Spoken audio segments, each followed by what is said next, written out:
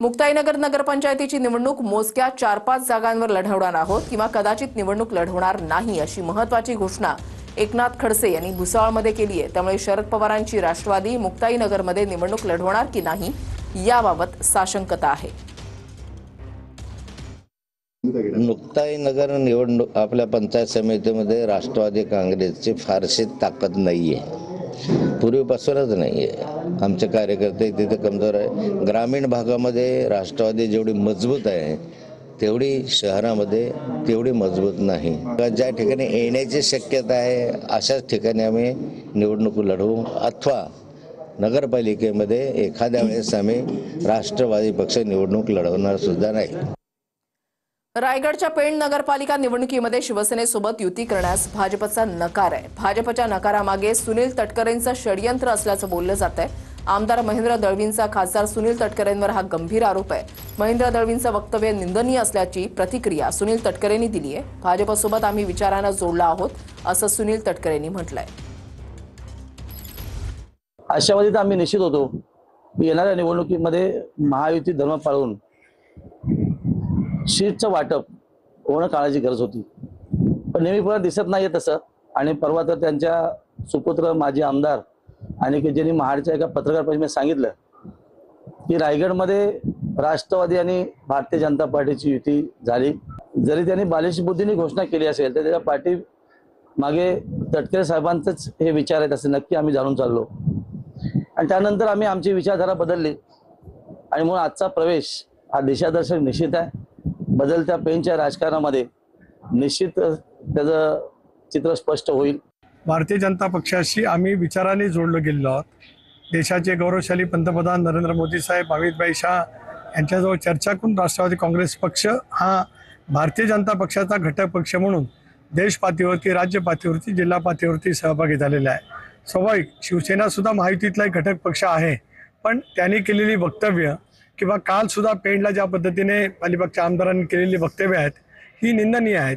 न्यूनगंडांनी पछाडलेली, भयगंडांनी पछाडलेली माणसं अशा पैकी वक्तव्य करतात, परंतु भारतीय जनता पक्ष, राष्ट्रवादी काँग्रेस पक्ष नेटाने या जिल्ह्यामध्ये महायुतीच्या माध्यमातून काम करणार आहे। शिवसेना नेत्यांनी माझ्याबाबत अश्लाघ्य शब्द वापरल्यामुळे रायगडमध्ये भाजपशी युती केली आहे असं सुनील तटकरेंनी म्हटलेलं आहे।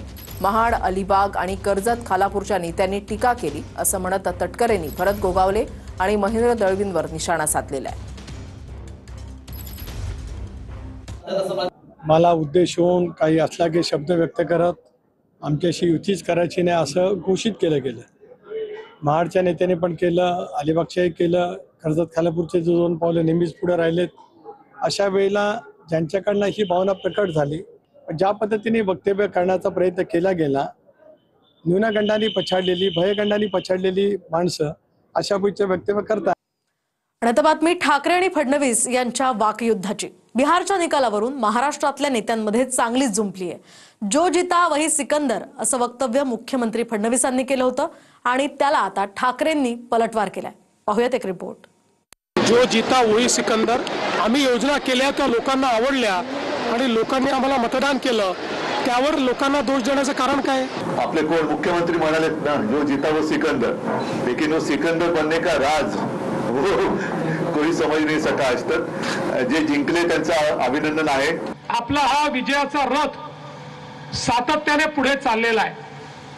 मोदीजींवर या देशामध्ये सर्वांचा विश्वास आहे आणि सातत्याने जे फेक नरेटिव्ह तयार होत आहेत त्या फेक नरेटिव्हला जनताच त्या ठिकाणी उत्तर देते आहे। जोपर्यंत काँग्रेस सहित विरोधी पक्ष हे जमिनीवरची हकीकत समजून घेत नाहीत, जनतेत जात नाहीत, जनतेचे प्रश्न मांडत नाहीत, तोपर्यंत त्यांची अशीच माती होत राहील हे आपण सगळ्यांनी लक्षात ठेवलं पाहिजे।